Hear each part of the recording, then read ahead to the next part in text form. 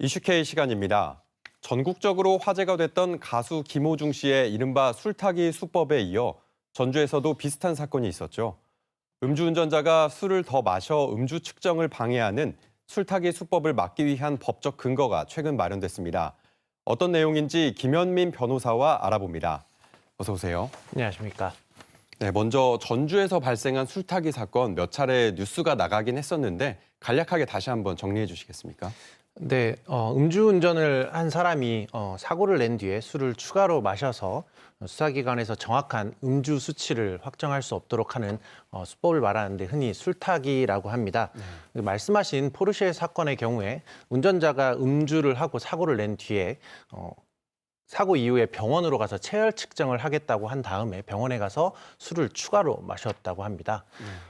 당시 측정된 음주 수치는 면허 취소 정도에 이르렀다고 하는데요.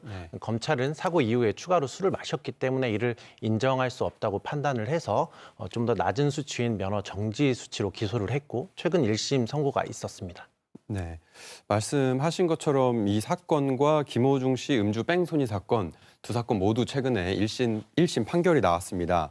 전주 술타기 사건 피의자에게는 징역 6년이 선고됐는데 김호중 씨에겐 징역 2년 6개월이 선고됐습니다.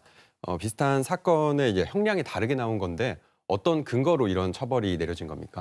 네, 말씀하신 것처럼 김호중 씨는 징역 2년 6월 그리고 포르쉐 운전자의 경우 징역 6년의 실형과 100만 원의 벌금이 선고됐습니다. 네, 김호중 씨의 경우에는 음주운전 혐의에 대해서는 아예 기소조차 하지 못했었고요. 그리고 포르쉐 운전자의 경우에도 방금 말씀드린 것처럼 실제 측정된 음주 수치보다 낮은 수치로 기소가 됐습니다. 그리고 살펴보니 두 사건 모두 피해자들과 합의까지 이루어졌는데요. 그럼에도 불구하고 일반적인 경우보다 상당히 중형이 선고된 것으로 보입니다. 그 재판부는 사고 이후에 운전자 바꿔치기를 하는 등의 행위를 하거나 아니면 허위 진술 그리고 방금 말씀드렸던 술타기 등의 행위를 통해서 사법 방해가 있었다라는 점을 지적하고 있는 것으로 보입니다. 이에 재판부가 이른바 음주운전 술타기에 대해서 강력히 처벌을 하겠다라는 이런 강한 의지를 보여준 것이 아닌가 생각됩니다. 네, 이 전주 술타기 사건에서 또 문제가 된 게 경찰의 미흡한 초동 조치였습니다. 그러니까 운전자가 술을 마셨다는 걸 알고도 음주 측정에 소홀했기 때문인데 해당 경찰관이 경징계를 받으면서 유족분들께서 분통을 터뜨리기도 했었죠. 이후 징계 처분 뭐 달라진 게 있습니까? 네, 맞습니다. 그 사고 이후에 아까 말씀드렸던 포르쉐 운전자가 체열 측정을 하겠다고 하면서 병원으로 이송되었고요. 그 과정에서 경찰이 따로 음주 측정을 하거나 병원으로 따라가지 않았던 것으로 알려졌습니다. 그래서 이후에 음주운전자에게 직접 연락을 해서 운전자 집 근처에서 음주 측정을 했다고 하는데요. 그 상황에서 시간이 상당히 흐른 데다가 운전자가 또 술을 추가로 마셨던 상황이었죠. 이에 경찰이 사고 현장에서의 부적절한 조치로 사건이 확대된 점을 문제 삼으면서 팀장에게는 1개월의 감봉 그리고 팀원 3명에게 불문 경고 처분을 내렸습니다.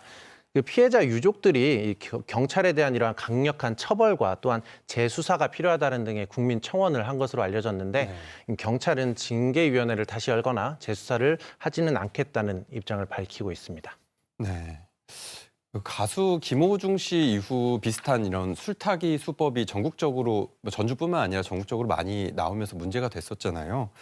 그래서 국회에서 이른바 김호중 방지법을 발의했고 최근 개정안이 통과됐습니다. 어떤 내용이죠?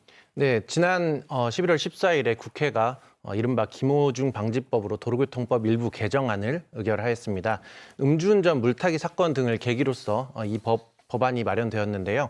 경찰의 음주 측정을 속일 목적으로 술을 추가로 마시는 등의 방해 행위를 금지하고 이를 어기면 1년 이상 5년 이하의 징역이나 500만 원 이상 2천만 원 이하의 벌금으로 처벌할 수 있도록 하고 있습니다. 이러한 법안은 기존에 있었던 음주 측정 거부자와 동일한 수준으로 처벌할 수 있는 내용이라고 할 것이고요.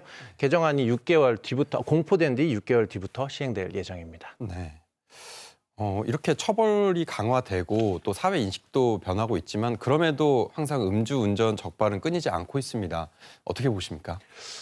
최근 제가 여기에 오기 전에 경찰 통계를 한번 살펴봤는데요. 네. 최근 5년간 코로나 시국 때를 제외하고는 연간 약 13만 건 정도로서 음주 적발 건수가 동일하게 유지되는 것을 확인할 수 있었습니다. 전국적으로 13만 건. 예, 그렇습니다.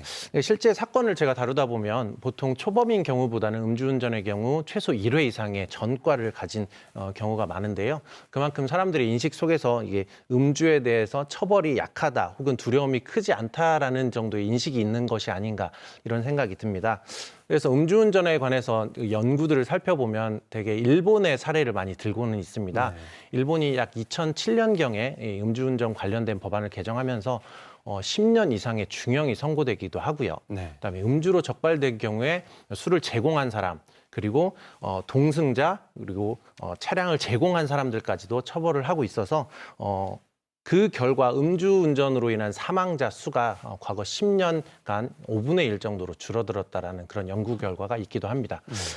물론 강력한 처벌만이 능사는 아니겠다고는 하겠지만 이러한 사회적 공감대를 형성해서 어느 정도의 다소 양형 기준이 조정될 필요가 있는 것은 아닐까 생각합니다. 네. 이제 곧 연말 연시를 맞아 각종 술자리가 많아질 시기잖아요. 예, 음주운전은 자기 자신뿐 아니라 누군가의 소중한 일상도 파괴할 수 있을 만큼 한 잔만 마셔도 절대 운전대를 잡아서는 안 되겠습니다. 오늘 여기까지 듣겠습니다. 고맙습니다. 감사합니다.